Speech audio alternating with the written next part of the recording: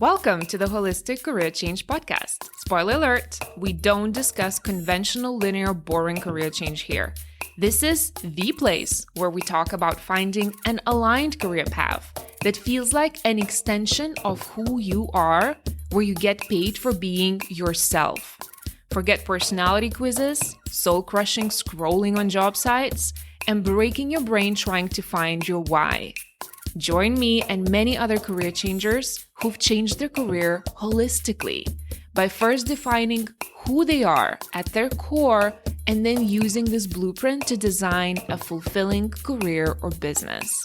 We use the mind-body-soul approach, and we take into consideration the complexity and multidimensionality of all that you are and want to represent in the world. This is where purpose-led careers are born and built. I'm your host, Vilma Osaita. Let's go. Hello, ladies and gents.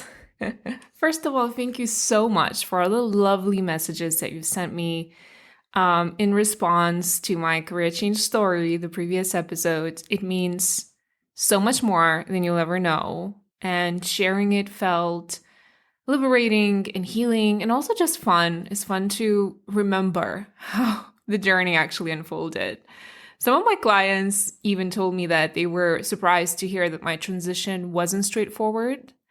I guess when we see someone who's perhaps already overcome a challenge, we tend to assume that it wasn't as hard for them as perhaps it is for us. We tend to other. Othering is a serious disease. Anyway, I'm back with another beautiful career change story, and I have the pleasure and an honor of chatting with my client, Elizabeth, who's been transitioning from this high-flying tech consulting job into financial coaching. This is such a juicy conversation because we not only discuss how basically her pivot unfolded, but we also chat about the big bad M word, money. Money drama, money mindset, money fears, and so many other interesting aspects of building a relationship with money, which I know is not a new topic. There's a lot of content out there, but as a collective, us as a collective humanity, I feel like we have so much drama and lack attached to money. So Elizabeth will also share how her, for the majority of her life, being a rule follower, being the oldest child, she felt a lot of pressure to succeed and excel in many conventional ways. And that is one of the reasons why for the longest time, she was not even considering a career change, in spite of the fact that her job just had become extremely stressful and unenjoyable.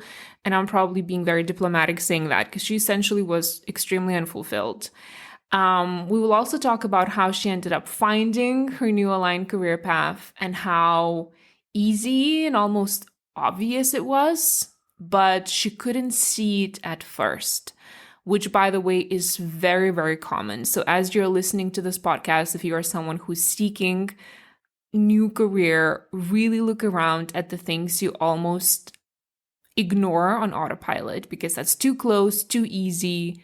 You assume everyone can do it. Elizabeth will also share how the universe, aka her day job, ended up making her redundant. She basically became a victim of the big tech layoffs happening in the industry, which in turn, by the way, ended up being a blessing, and how she had actually been preparing for it for some time financially, which gave her time and gave her choices to embrace her new career. We chat about why it's so hard to connect with money and build a healthy, loving relationship with money. And we will also be sharing our favorite money beliefs. I love that. We had a little impromptu sharing session. And feel free to borrow them, by the way. We will also chat about her favorite parts of this holistic career change process. And she will also share how she feels in a new aligned career, like waking up in the morning now, she's actually feeling excited, how she has so much more energy, how she has so many ideas, where in the past it was really hard for her to think outside the box. and even how certain activities and skills like, see, networking that she used to hate before, she's actually quite enjoying it because she's doing it in a new industry and she's doing that from a more authentic, true version of herself. And just in general, how her mood has been shifting and her relationship, even with spirituality, has been awakened as part of her embracing her line career. And as per usual, the dessert of the episode is some tips that she has for other career changers. Again, that is something, like I said in a previous episode, that is something that I wish I had when I was considering change. I really think my change wouldn't have lasted so long had I had more examples.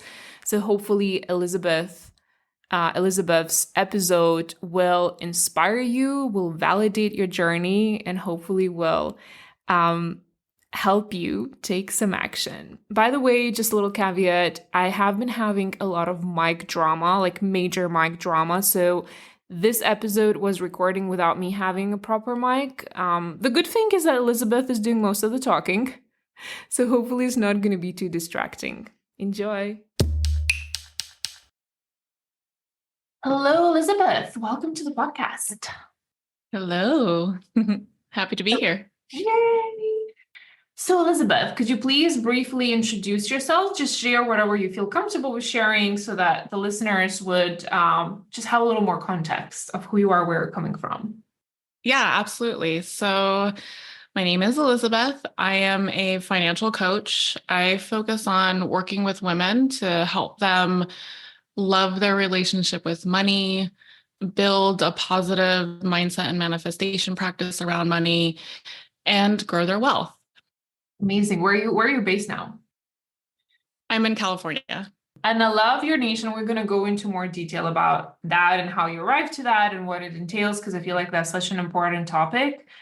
Okay, I was about to go there, but I don't want to get distracted. So I always say that I really like the before and after journeys. That's kind of something that I usually like in different TV shows and also just listening to the podcast. So I'd love to kind of go back, like rewind the time and kind of connect to that version of you who was still at your old job. You will tell the listeners a little more what that was. So you were in tech consulting and that sort of period before reaching out. So could you share a little more of like, what were you doing? How were you feeling? What made you consider potentially change? How long it took you to actually even make the decision to reach out to a coach, right? To consider that. So just a little bit of that before stage of your life. Yeah, absolutely. So like Vilma said, I come from tech consulting. I was in that career for almost 20 years. So digital commerce and tech consulting. I did that career because it was kind of along the lines of what I felt I was supposed to do. I come from a background that we didn't have much growing up. So I always told myself, like, I am going to have a lucrative career by any means necessary because I never want to feel insecure when it comes to money. I don't want to have to worry about money coming in or always have to look at the price tag on something and etc.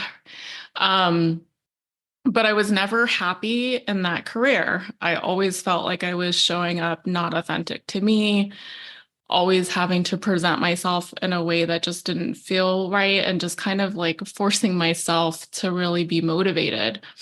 And that really came to a head probably like the last 5 years I was in that career, right before the pandemic. And then through, like, I just couldn't find ways to enjoy it. I saw myself being a lot less motivated. And I'm a very driven, motivated person. Like, I climbed a career ladder and all that. So it was so hard for me to even be interested in any of that. And so I was like, I really have to make a change. I'm not happy. And it's funny because it took me a while to reach out. I think, like I said, it was about 5 years and I kept going back and forth about, well, maybe I should just stay here because, I make good money and I have all these things that I enjoy outside of the job. but it just got harder and harder. And I was dreading every week and it was affecting my mood. So I found Vilma. I found her podcast first. um, and started listening to it, and everything that she was saying really resonated with me. So I ended up reaching out early last year, was it? So it's almost been a year, I think, yeah, something like that. Um, and just said, I need some guidance. I need some support and help because I know I have to make a change. I just don't know what that is. I don't know what my next step is. Did you have, thank you, love that. And I think a lot of people who are listening to this podcast who are still in misaligned careers can relate to that before stage. And it's kind of, if you listen to the podcast and other career changers, it's very similar before. It was just like really burnt out and tired and demotivated, but like so confused as to what to do, especially if I reached a certain level and I earn good income, that becomes the golden handcuffs, right? Mhm. Plus the health insurance and all the other benefits that then you really have to consider. And I think someone like you and the listeners will learn more who you are so resourceful and you really, I think, are strategic about your life and certain decisions. So I can imagine that it did take some time to marinate and Mhm. get to the place where you could even be like, you know what, no, I'm ready to take some action because this is really not working. Yeah, absolutely. And that's true. I am very strategic. I am a planner. It's funny because that was my career before. That was probably the one thing that I held on to because I was good at it. I came from like a delivery and project management background. So I definitely had to have some things in place to make me feel secure to make that change. I'm not a spontaneous person. So yeah, it took a lot of thought and some planning before I was comfortable to like reach out and make that decision. What were some of your like biggest fears or concerns? And you mentioned a little bit some of them, but like, can you expand a little more? Like, what were you most afraid of when you were thinking about career change? The number one thing I was afraid of is the money, to be completely honest. I had finally gotten to a place where I felt very financially secure. I kind of deluded myself a little bit thinking that like my job was always going to be secure. Um, and I was enjoying a lifestyle that I had never even dreamed of. I never traveled internationally growing up. I remember being in college and stressing out because I went out to dinner with some friends of mine that all came from a lot better, well-off backgrounds, and I stressed out about buying a dinner salad, and that was the cheapest thing on the menu. Um, and then now I'm not like living a lavish lifestyle or anything like that, but I can go out and have a nice dinner with my husband or take an international trip or just not worry so much about making ends meet. And I did not want to lose that. So that was my biggest fear because I had no idea what the next step was.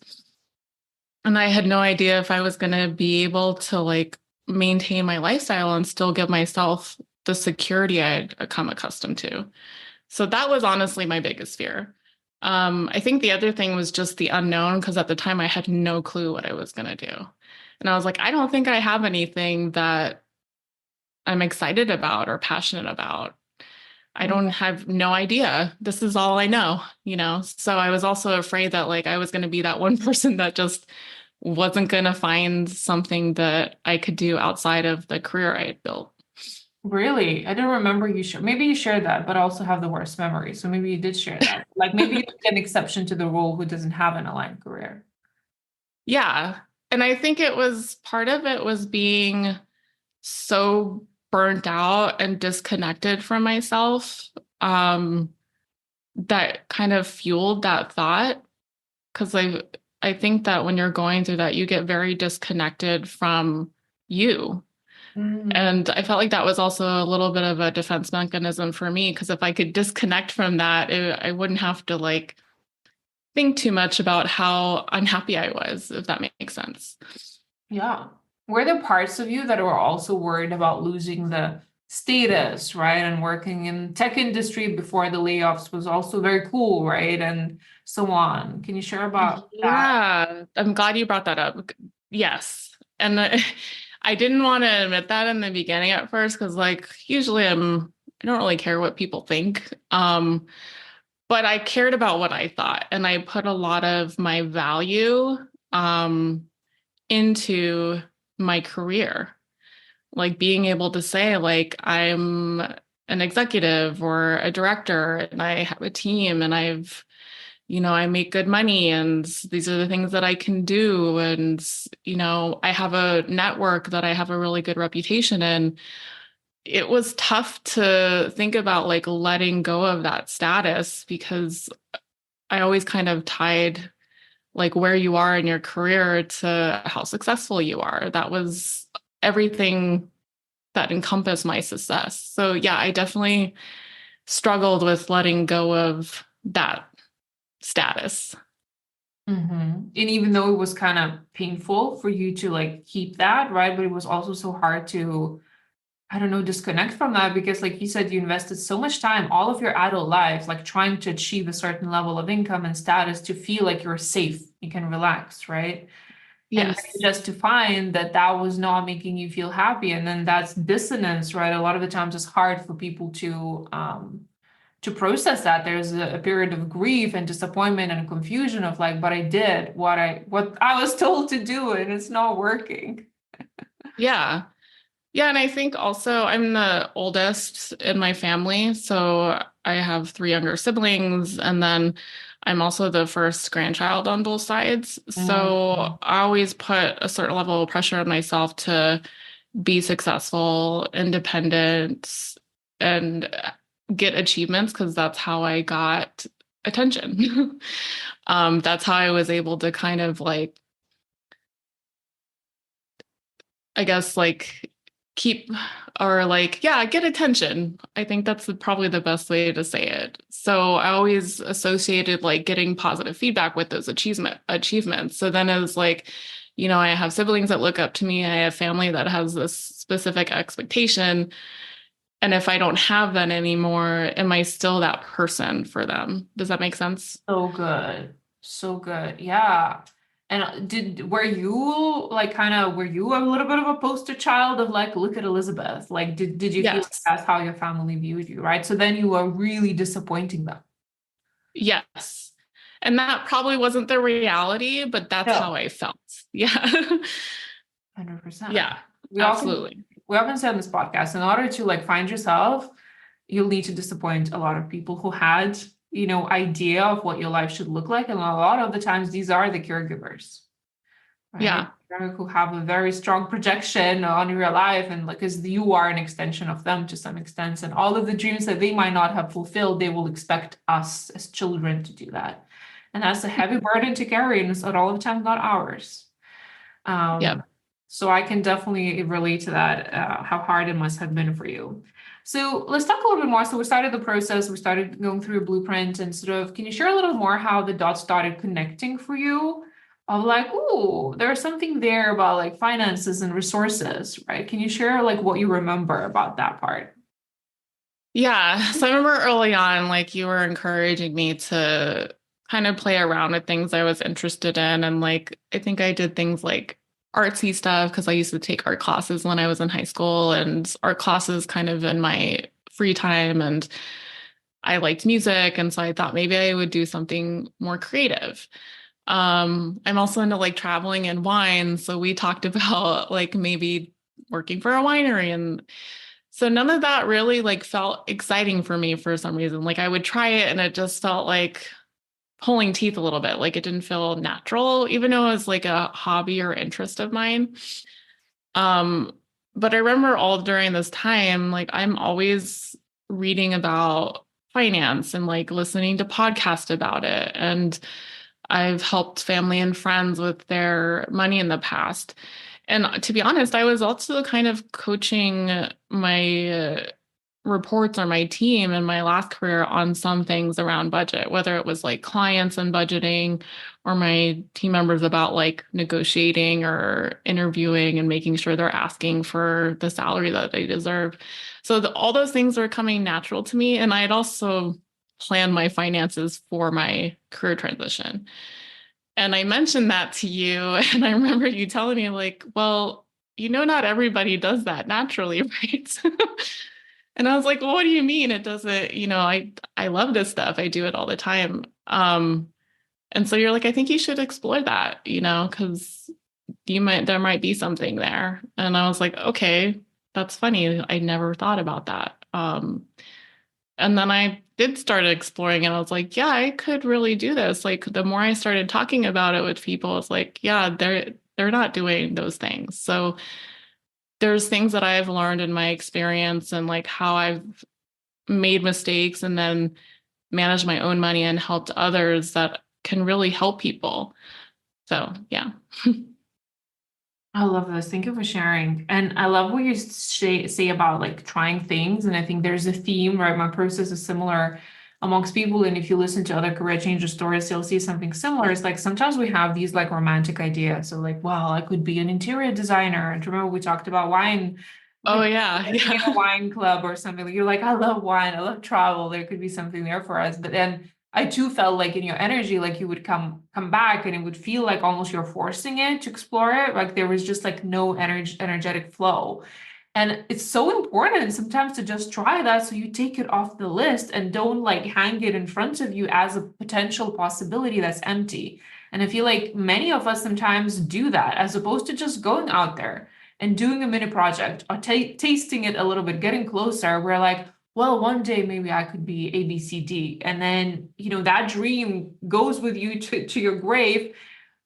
While you could just explore it and actually, you know what I mean, just remove it from the potential list, then you can be more focused and you can direct your energy and prioritize what actually you want to do. So I think that trial and error and testing out, we talk about it over and over and over again. I really want to emphasize to listeners how important that is because very quickly we were like left with just a few options after you Yeah. tried some of the things that you've been thinking about for quite a long time. Yeah. And honestly, like finance never came up as one of those things I thought about before that. Yes, and let's talk about that because I feel like you are a perfect example that I always see. Like every time the answer is right in front of us. But I remember, I think I even told you, it's like you didn't mention finance to me for like so many sessions. Like when you said, "Oh, I kind of listen to like on my walks to like financial podcasts, and I really love it." I was like, How did that never came up?" Because you're like, I didn't even think of it. Yeah, because it came so natural. I mean, it's almost like I think it just came so natural to me that it didn't even occur to me to think about it. It's like those habits you do every day that like you've just trained yourself and it's just like it's just or unconscious now, right?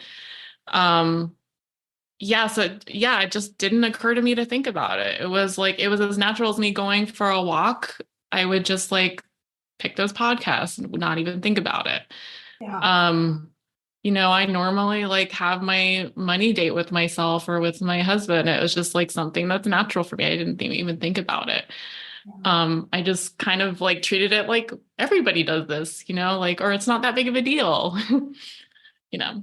Little did you know, right? That is a big deal. And again, you're saying those main keywords of like came so natural to me. I thought everyone does that. Again, these are usually the clues when we're looking for purpose-led aligned careers. This is exactly what it feels like for people who are like, I don't know, maybe therapists to be. They're the ones who are like holding space and listening to people and giving advice. And they're like, everyone does it. And I'm like, no, not like you. Right? Not everyone enjoys it. Other people are just waiting for someone else to finish talking so they could speak. You are actually presently listening and you're interested in what other people have to say. That's not normal. That's not common. That's a clue, right? Because nothing is accidental or random around us. Everything is a clue. Everything is leading to the North Star. So I love that like those dots connected. And I think there was also an astrology reading, right? Again with Kat, where she was also so excited that where she learned that you're considering financial coaching. Can you share more about that? Oh my gosh, yes. So, as soon as I started exploring that, we did a reading with Kat, and I think her reaction to my chart and everything was like, oh my God, this couldn't be more aligned for you. Like there was no doubt in her reading. She had all kinds of like signs in there and like indications about like you'd be so good with money, and like I see you helping others with money, and just kind of being one of those people in the background, kind of like fairy godmother of like helping people with their finances. Yeah, so everything in her reading just reiterated that for me. And I'll also say part of the things that you and I worked on is, I think one of our conversations, you asked me like to look back at my previous career to see, was there anything in there that like I did enjoy? And when we started talking about finances, I was like, well, I actually did like all the like budgeting pieces and all the number pieces. Like I enjoyed that part.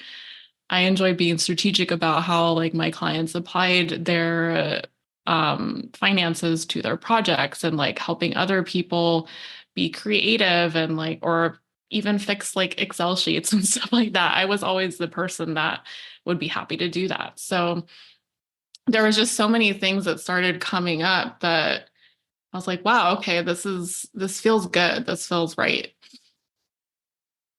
You have no idea how many people are listening now and cannot believe that you're saying that, because it's such a, yourself, right? Like entering this field, there's so much trauma, there's so much lack, there are so many limiting beliefs, there's so much scarcity and fear around money that not a lot of people voluntarily would be excited about a budget and an Excel sheet with a budget. So I love that there are people like you. Thank you. And for those who are into astrology, because we have a lot of astrology geeks listening to the podcast. So Elizabeth's chart is heavy in Scorpio energy. So we have a lot of Scorpio energy, and Scorpio is about resource management, but also like darker taboo topics, which money, by the way, is also part of that. And I think she also said working with families maybe at some point, or maybe dealing with some more complicated cases that you could actually help people with resources.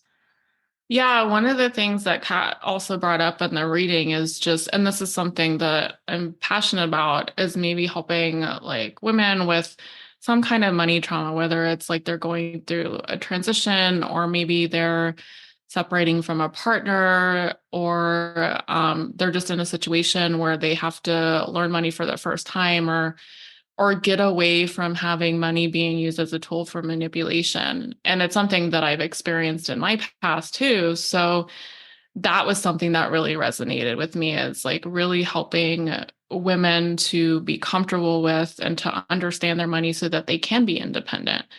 And so that they can maybe avoid getting in those situations later on, and feel a lot more better and good about where they are in their financial situation. So that really resonated when Kat said that too, because I was like, yeah, that is totally what I would love to be doing. Yeah, maybe we can talk more about that. Like why, so you already mentioned, because you kind of experienced a little bit of that manipulation back in the day. So can you share a little more? Why are you so passionate about it? Oh, and I remember now, I'm completely getting sidetracked. But I think one of the things that you also mentioned that you were like really passionate about, where you felt like there was lack of resources, was about like child-free couples and how they plan their finances, and how that financial planning looks so much different than for families who do have children. Yeah, I think it's something that we don't talk about enough, or there's not a space to support either couples or single people who choose or not to have kids, or they just don't have kids for whatever reason.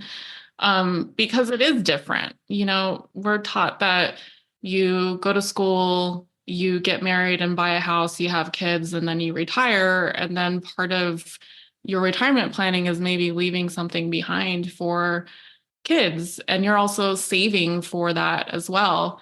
As a child-free person or couple, those goals are different. You don't necessarily, maybe you don't, retirement looks like working part-time for you and like traveling with your partner on your own, or you don't necessarily have to worry about leaving money behind for your kids because they don't have any. So there's a lot of the conversation that is missing, I think, in the financial world to support those people. The questions probably are different too, about like what money looks like for you, what your goals are.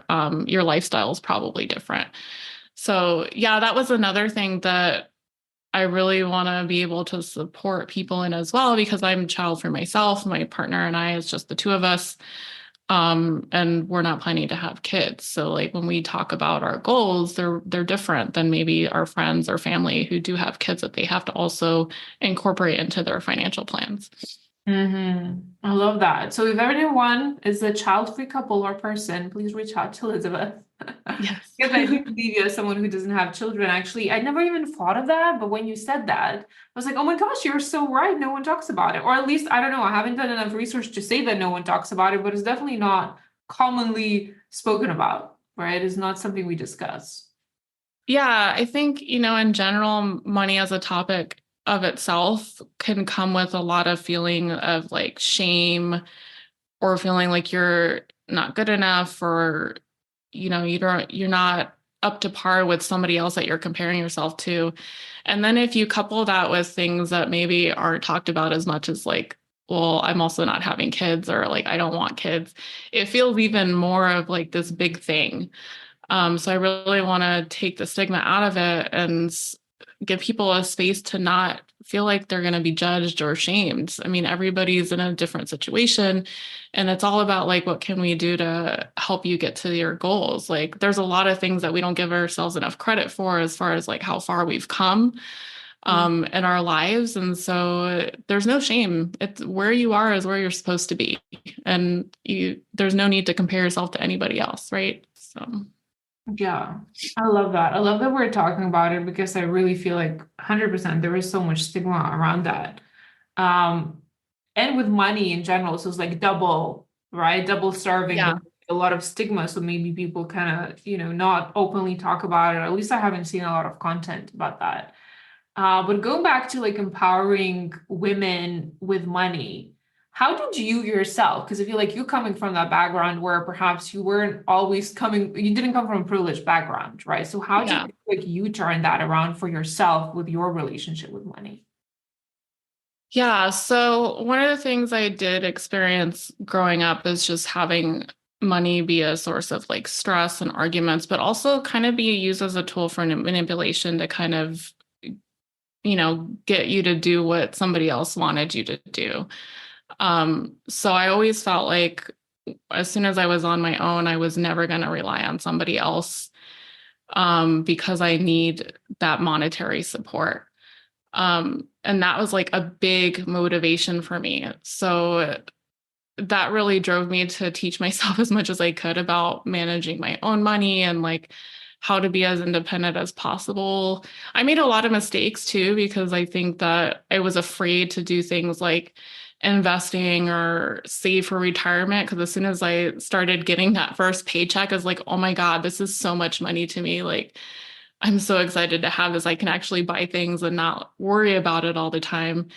So I did go through a phase where I was like kind of hoarding money, but then I taught myself that like if I want to increase my wealth and be more independent in the future and maybe have a retirement, that I need to start learning these things like saving for retirement, investing, thinking about like healthcare costs because they change as you get older, what it means to own a home or make that kind of investment and the things that would work for me and the goals that I have.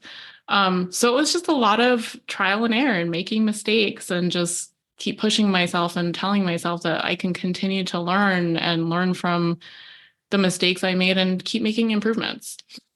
Mm. But I think the main motivation for me was just always being independent so that I knew that I would always be able to rely on myself if I needed to. That doesn't mean that when I'm partnered that I don't work with that person and like we communicate about it. It just means like I'm also coming to the table to be able to understand where we are so I can contribute to those goals. And if something were to happen to that partner, like I'm okay to take the reins, if that makes sense. Because you do still to this day hear those stories, right? Where like maybe one partner was taking care of all the finances and then God forbid they're gone, the wife, for instance, is left with zero knowledge or understanding, right? How to earn Yeah. money, what to do with money, where is the money?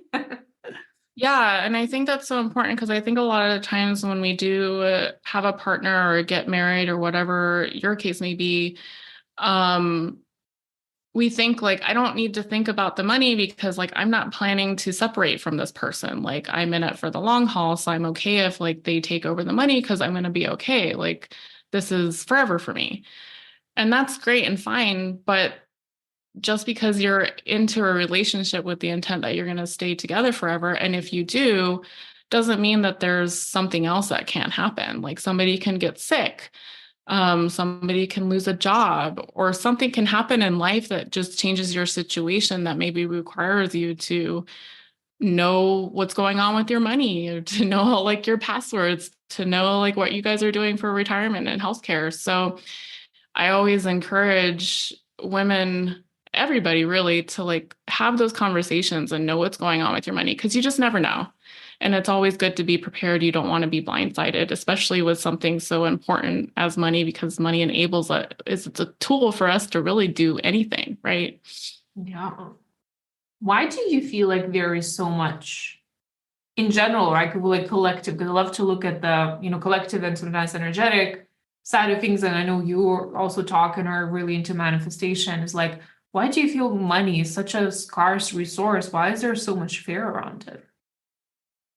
I think that it has a lot to do with how we grew up or the society we're in. Money can be so charged. So I see it kind of in how we teach ourselves about money. Like you have to get as much as you want, but then there's another side that maybe gives money like it's a bad energy, or if you have too much, it makes you greedy. So there's shame around that. I also think there's a difference in how we teach men and women about money. I mean, men in our society are expected to be the provider and like the breadwinner traditionally, right? So they're already part of the money conversation, whereas we don't necessarily teach girls and women that same idea. So it's kind of like a taboo subject. We don't talk about it. So there can be some shame or like scarcity around that. And money like is like that ticket to get everything in life. So if you don't have enough, I think it's even more maximized, because then if you don't have enough, you're judged for that too. So I think that a big mindset shift is just looking at money. It's just energy. It's a tool, and you can use it for good or bad. You can use it to help you build a life that you want. But money in and of itself is not bad or scarce or good or any of those other like charged adjectives. Yeah, it's just an energy. And while I also believe money's cursed. I told you about it. If you look at the spiritual perspective, it's like there's definitely a curse on money, because the way that we relate to money is just not normal. I think everyone goes crazy. And I think and then on the other side, when you do have a lot of money, I do feel like money acts as an amplifier, right? Like, so when you have more money, I feel like you're just becoming more of who you are. So if you were generous before and if you were humble, I think you become more of that. But if you were not so much, I think you're becoming more of an asshole sometimes. At least that's how I see it. But it enables you to live a more comfortable life. It gives you options, right? And I feel like we crave for that always. Yeah. Yeah. But even to like the point you're making, all of that energy is the person that's using the money to either like amplify if they were like generous, or amplify if they weren't so generous. But that's not the money itself. Mm-hmm. And I think that's the big thing, is like everybody like blames the money. And if we can take it out of that and just like look at it as a tool, it's literally things that we print on paper. So we just like made it up. Then you can kind of take that charge out of it. And plus, like people think if I spend money, then I'm like giving it away, or I have less money. But really, you're just trading money for something that you also find value in. So you're still getting an exchange of value. And I think that's like another big thing, is like, it's just something that you trade for something else that you value. You're not losing anything. You're just gaining something else. That's such a powerful mindset, like reframe, right? Because a lot of the times when we pay money, we're like, oh, that's it. I don't have that money anymore. And we completely ignoring the fact that we're exchanging it and we get a car, or we get, I don't know, a bottle of milk. And I love that. I have a lot of like weird money beliefs and affirmations too. And I love money. I talk about it on the podcast. My background is in finance and banking, but I'm absolutely shit with money. It's usually the case. It was just not an aligned career for me, but I I feel like I'm neutral. I'm excited about money, but not like in a greedy way where I'm just like well, you said I look at money as a tool and I have a belief that it's easy to earn money.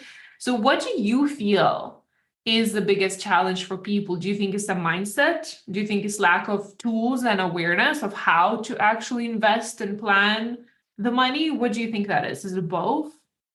I think it's both. I think it's education, because I think when you have the knowledge, you have power, and then you can give yourself more choices, and confidence. And I think it's the mindset, but beyond the mindset, I think it's also like taking the action to reinforce that mindset or that manifestation so that you can then teach yourself, you can trust yourself with money, you can accomplish your goals when it comes to money. You can learn those things that maybe you weren't as comfortable with when it comes to money.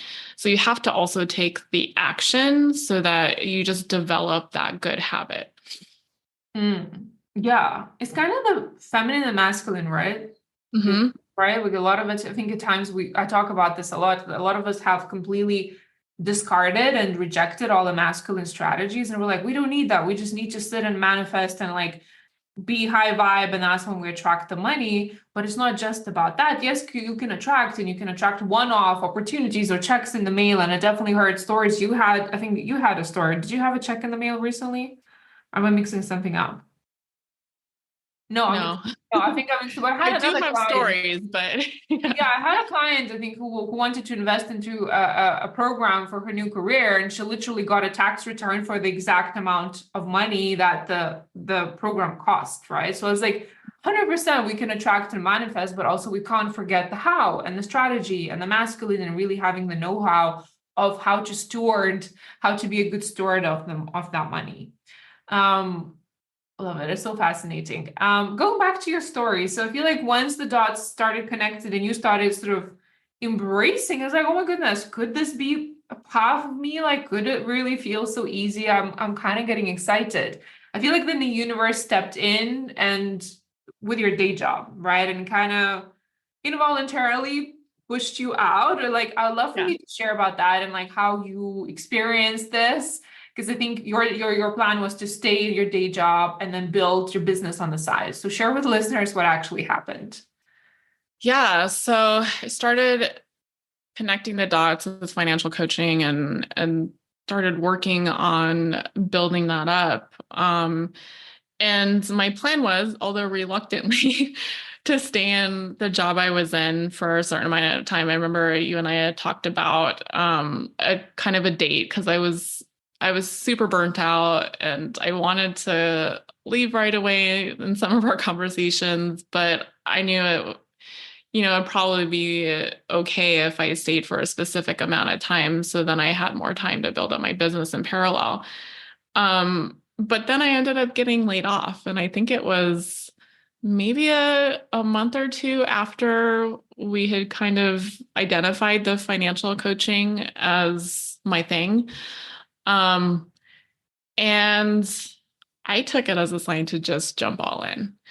I think my first reaction, obviously, you like go through all those emotions of just like feeling like not good enough or like, why did this happen to me or disappointed. So I definitely went through all those emotions, but then I took some time to just like not do anything as far as like I wasn't going to jump in and start looking for a job again or like trying to figure out what in the world I was going to do. I just gave myself some space to really reflect and make sure that I wasn't taking my next step from a over emotional, I guess, state. And one of the things that really resonated with me was like, I planned for this. Even if it didn't happen exactly the way I planned, I was okay. Like I had already had a plan for my finances. I had already built up my savings because I always knew that I was going to leave at some point. And that felt powerful. I had a choice. I had the room to focus more on the financial coaching, to really build up the business, to keep educating myself in that space, to do the things that I needed to do to set up the business. And that felt freeing and exciting too. So that was another thing that I was like, this is really something I want to do, because I know there's a lot of other people or women that might be in a similar situation that do have to like just jump in into the next opportunity because they maybe weren't as prepared. I'm like, if I can just help people be more prepared, or women be more prepared, so that they have choices and space to do things that are more aligned for them, like that would be amazing. Yeah. Um, and I love that because of like when I tune into the collective, I think someone who doesn't fully know your story may think like, oh, she's like lucky, she's privileged, she was probably earning a lot of money, so it was easy for her to take some time off. And like, I'm not in that position, but like, what is important to emphasize that you're not lucky. Your past self worked really hard and was very strategic, right? And putting some savings away for this particular, you didn't know what you were doing it for, right? But like, this is what's serving you now. So you, your current self is also building up the future for your future self in an aligned career as well. And had you not been doing that, you wouldn't be here today. You probably would be back in consulting, burning out. Yeah, absolutely. And yeah, it definitely wasn't luck. I even was living under my means and making sure that I was saving first for this goal. So I did a lot of things to pay myself first so that I could be in the position that I was in when I got laid off. And yeah, I worked really hard and probably like sacrificed some things and said no to some things because I knew I wanted to have that savings built up, and like all the other things that I have in my own financial plan still like set up and sustainable so that I could be okay to change careers. Yeah. And you've joined the Holistic Career Change Group program as well, where you're teaching the women on how to actually plan the finances, right? No matter when they're planning to transition immediately or later, that there are ways how to set it up. Because again, I think like financial fear, but you said it yourself, when it comes to career change, that's number one fear that stops people in the tracks or stops them in analysis paralysis, never taking the action. Yes, it's Yeah. a big thing. Yeah. Absolutely. And there's a way around it. No matter how much you're earning, there's a way to like prepare for that. So is there anything else you want to like share about just money, your relationship with money, what you feel like the healing, where you feel like the healing needs to happen? Yeah, I think a couple things, because I still have those days where I have anxiety around money. And I think that it's not about trying to eliminate those feelings, because we're all human, we're going to have them. I think it's more about like having the tools to be able to recognize them and then making the decision to put your energy and thoughts and habits that are going to serve you more. So that's been the biggest thing for me, is just being able to build up that toolkit and those practices to help me when I do have those thoughts come up. Um, so I think having like a support system and building that practice, like not ignoring the thought work and the mindset work, is huge.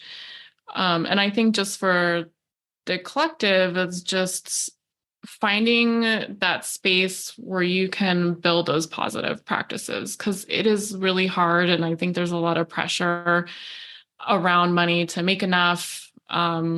If you don't have enough, there's shame, like I said earlier. So just finding either if it's a coach or like a space that you feel safe in to help you get support and building a better mindset practice would be huge.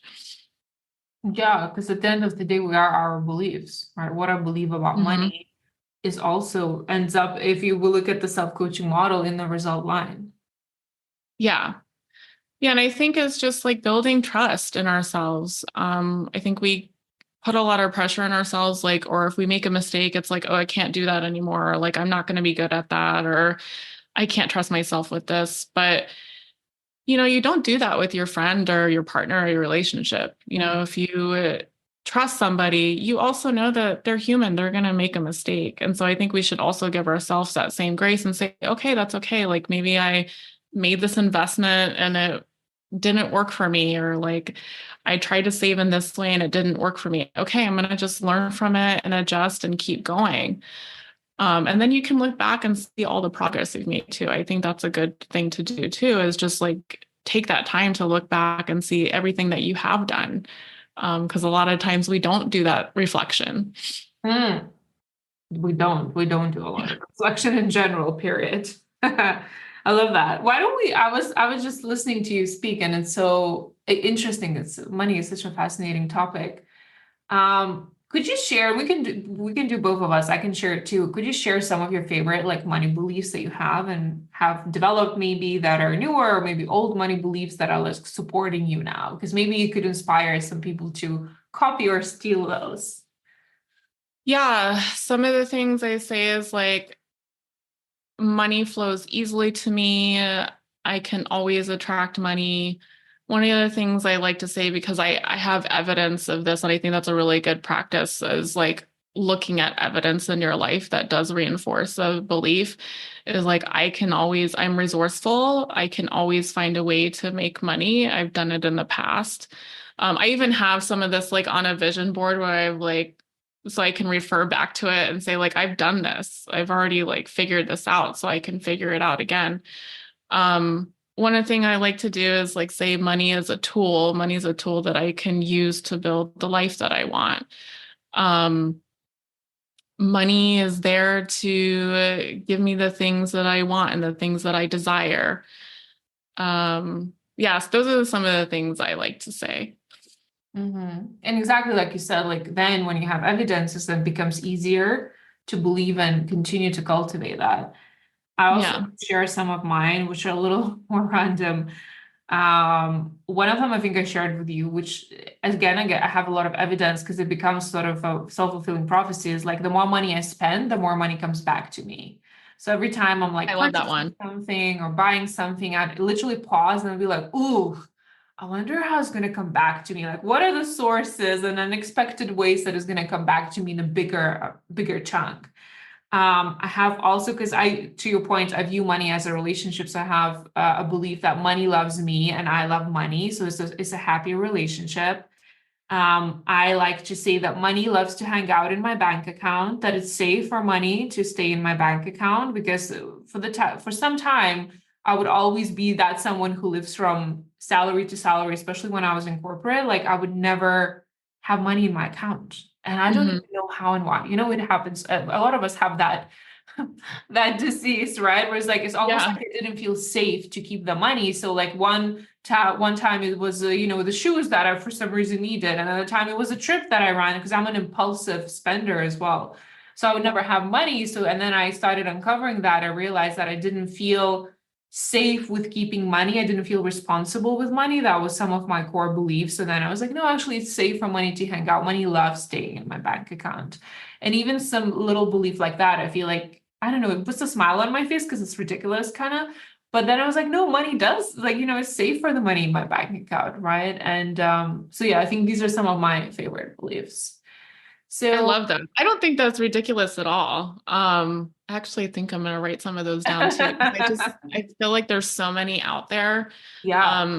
The other thing I really love is, and I've been doing this even more actively, is just paying attention to my language around money. Hmm. For example, like instead of saying like I can afford that or that's too expensive, um, I'll say things like that doesn't align with my financial plan right now, but Hmm. I'm excited about being able to buy that thing later on. Or I'll say like I'm going to be able to afford that thing. Yeah. Or maybe even as like I would love to get it at this price. So when it is that price, like I will be more than happy to purchase it. So just thinking about that. I know another thing that people really get weird about is emergency funds.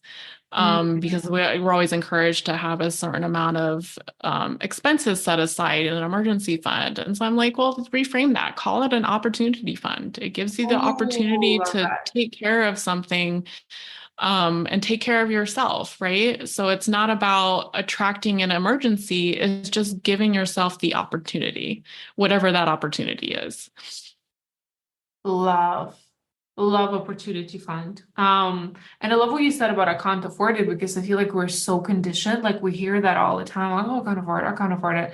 And I too believe that as well. Like, words are spells, so we need to be careful. Some of us are even more magical than others, and we really kind of create our reality with words. And because I think affording is a decision. So a lot of the times I too don't Mhm. say I can't afford, I say I'm choosing not to buy it now.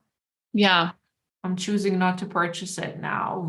That brings the power back to me. And I'm like, no, that's a decision not to purchase. Like you said, it's not the price is not aligned with me, right? Yeah. So as simple as that. I love that. Hopefully the listeners are inspired to update their money beliefs too. Going back to the process, is there anything else where you feel like going through this kind of like more holistic way of changing careers, where were some unexpected things that you found or realized or learned about yourself, or just the career, the old career, the new career? Is there anything you want to share? Yeah. I think just the how powerful the thought work and journaling and like taking that time to reflect can be.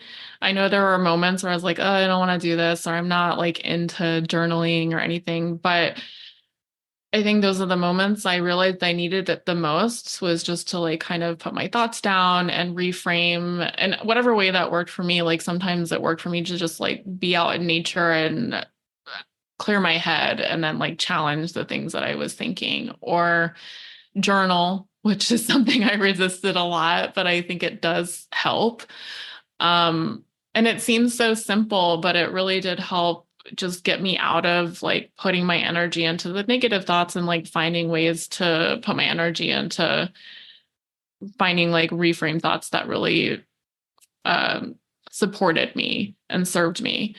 Mm. Um, One of the other things I just realized too is, you get into that space where you dread Mondays and you're like, oh, I don't want to work. And it just feels like, oh, I just wish I never had to work again. But now that I'm doing this, I don't ever dread the week. I get excited. I get excited to talk about what I'm doing. I get excited to like continue to learn about what I'm doing. Not everything when you're doing your own business is going to be all rainbows and sunshine. You're going to have to do things that you don't necessarily love, but it's so empowering to think I would rather do all this work for myself than for somebody else. And it does not feel draining. It Mm. feels like I'm just continuing to expand myself and my opportunities. Um, and I feel like I got more in touch with my spirituality through this process too. I came from a place where I just wasn't able to show up authentically. And now that I've been given the space to just be me, there's a lot of things that I thought I didn't like that I actually like or don't mind. Like networking is one of those things. Like I hated networking. I hated meeting people. And I think it's just because I was always forced to just be like a specific way in my last role that I just thought I hated it. But now that I'm networking for my own purpose and for something that I really believe in, I actually enjoy it most of the time.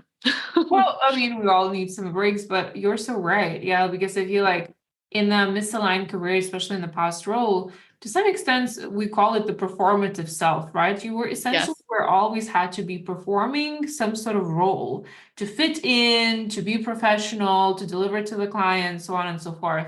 And I feel like when that is gone, and I think probably when you're in that space, it's hard to imagine, sometimes when I talk to people, I think they think I'm crazy when I say, love Mondays, can't wait to work. Like I was talking to one of my clients, maybe I don't know if it was you, where like after during the Easter, I said that I was not gonna work for like 2 or 3 days. And then literally the second day I was like walking around my computer and my partner was like, no, you're not gonna work. Like I was like, but I have this idea and I'm so excited about like, doing something because you literally something that always draws you in. There's always something interesting, sparkly, a new idea, like you said, something to learn.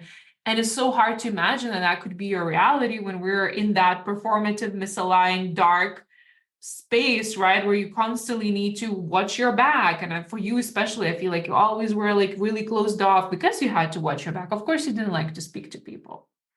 Yeah, absolutely. Yeah. Yeah, it's been great. I mean, I feel like my mood has changed, my energy has changed. I feel excited. Yeah. So Amazing. I love that. So again, the last question, which is always the same for everyone on the podcast. what would you tell your past self who was still stuck in a career that she didn't like? How would you encourage her? Like, is there some advice that you would give her, or in the same, space, someone else who's currently really suffering in misaligned career, but they're so terrified to take the next step? Like, what advice would you give them? For me, if I could talk to my past self, I'd probably tell her to do it sooner, that she would be okay. And I'm so thankful for her that she worked as hard as she did to set me up in a space that I could make this change. And for those listening, if they're considering a career change or working through it, I would say two things is one, make sure that you do have a money plan. I think if you take the time to look at your numbers and figure out a plan that works for you and maybe some flexibility there and alternative options just in case as far as like income and like how you're going to supplement, you will feel so much better. It will free up space for you to really focus your energy on the career change and really figuring out what's aligned for you, because like you'll know you'll have the money part taken care of. And on top of that too, even if you have the money part taken care of, you're still going to the feelings of anxiety or uncertainty, they're still going to come up. So expect them and make sure you also like take your thought and mindset practices seriously and like have some tools to help deal with that when those thoughts do come up. 100%. I know I say that. Actually, I have an episode coming up about like the practices that are a must during a career Mhm. change. And I know this is such a boring topic. A lot of people are like, "Ma, let me talk about purpose," right? But like really, this is that boring, essential stuff that really will carry you through the process and will make sure that you are successful versus freaking out midway through the process, quitting and going back to an old familiar industry. Now, Yeah. sometimes we will have to do that. Like infamously, I had to have like a part-time remote job while I was building my coaching practice, and I see no shame in that. But I was very intentional that this is my like last chapter. I just need to pay my bills, and I'm going to be smart about my money while I'm building, my coaching career, which allowed me to really relax into my business and not stress out. To your point, right? So that money plan, or even if you have to have another job for a little bit, there's nothing wrong with that. Yeah. However, to your point, like expect that your survival mechanism is going to kick off.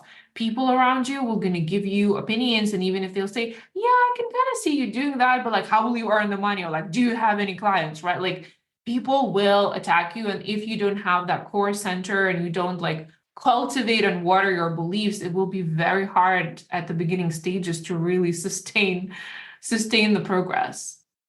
Yeah, absolutely. And I agree. Like if you have to go back and find a bridge career or anything like that, that's totally okay. I think it's all about you're just setting up opportunity for yourself so that your future self can continue to expand and really be on the path that you want to be. So even if it's just this moment in time, this is just that moment in time. And I'll even say if it makes anybody feel better, I still have those thoughts come up for myself.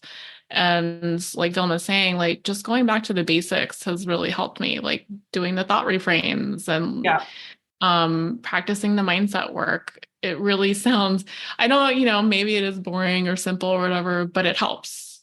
It Yeah. really works. Yeah. 100%. And we forget that, to your point, right? When we have those like survival fears. And I remember you would send me walkthroughs sometimes. Remember, you'd be like, "Okay, I just want to share." And I was like, "Perfect. I go, you're sharing." And I love that. And have you tried like reframing? And you're like, "Oh, yeah, I haven't. Yeah, let me go back and reframe." Mhm. And then when you would, and you were like, "Okay, I feel better. That's fine. I don't need coaching anymore." Yeah, You absolutely. You self-coach a lot. You learn to self-coach a lot. It's all about self-coaching, 100%. I love that. And also love that you sort of, I think there was a lot of layoffs happening, not just in tech world in general, and how you managed to reframe it and how set up you were for that change. And actually, you were one of the people that I thought of when I was recording the podcast, rejection versus redirection. Mhm. Because I've been hearing a lot of stories like these. Even today, I was coaching a client who was recently let go, where she was top performer. During like all the clients were flabbergasted when they found out that she was laid off. Everyone is calling her for like a week, like clients, ex-colleagues. They were like, "How on earth would they let you go out of all of the people?" Right. And I feel like a little bit your situation too, where you like your clients loved you, you were really performing very well, but when these situations happen, take them seriously. A lot of the times they are orchestrated by the universe to push you, to, bring you, to create space for you to actually embrace something more aligned. Absolutely. And I think I shared this with you too. If I'm honest, like I asked for this. I asked for the layoff. I wanted it. Yeah. Maybe it was hard to admit at the time or like in the moment, but like it felt almost like a weight was lifted off my shoulders because like the universe kind of made the decision for me. Mm-hmm. And I think I needed that because I'm not sure that I would have, maybe in the mental space I was in at the time, that I would have made that decision for myself when I needed to, because I was so attached to that like false sense of security. So I'm thankful for it. Mm-hmm. So could you share with the listeners where they could find more about you? What do you offer right now? Just so we have those details, and we'll also add them to the show notes. Yeah, absolutely. So the best way to find me is on Instagram. So at my first name, Elizabeth_Michelle, but Michelle is spelled without the I. So it's Michelle. I also have a podcast called Money Moxie. And I offer one-on-one coaching so I work with women and their partners. Right now I'm doing a 3-month package for one-on-one coaching. So you'll get access to me and, I'll take you through all of the practical pieces of getting your personal finances set up, really focusing on your individual goals and also helping you build positive mindset and manifestation practices. I love that. And I think, in this, I guess, audience, there are a lot of people who are either in the middle of career change, which I think when you're in the middle of career change, it's really important to look into that. But if you really want to set yourself up even better, I would say, think about that way before you are planning to leave your job. If you're already sensing something is off, like do it on your own. Reach out to someone like, Elizabeth, who can actually support you, walk you through that, especially as a career changer, understanding what it entails, how to plan it, right? I really urge you to like, what is that really boring saying, which is like, failing to prepare is preparation to fail or something, preparing to. Yeah. So yes. right. So like really, if you are in that position where like, okay, I think I will change my industry in a couple of years, please do this now. If the sooner you start, the more set up you'll be, and the more time you'll have to actually explore and build your new career, whatever it is for you. Amazing. Thanks so much, Liz, for coming on the podcast, sharing your story. It's very, very inspiring. I love how all the dots connected. If you can hear my cat, I'm sorry. She's agreeing with this. And yeah, I'm really looking forward to see how the journey will unfold for you. I know this is just the very beginning. I know you're going to support so many people. Thank you for sharing. Thank you so much. Thank you so much, Vilma. Bye. Bye. Thank you for spending time with me today. If you resonate with this content, please subscribe and leave a little review to put a smile on my face. And if you'd like to take this work further and have my one-on-one support in switching to an aligned career path using my holistic career change method, make sure you head over to the show notes and book your free consultation call. I can't wait to meet you. Have a nice day.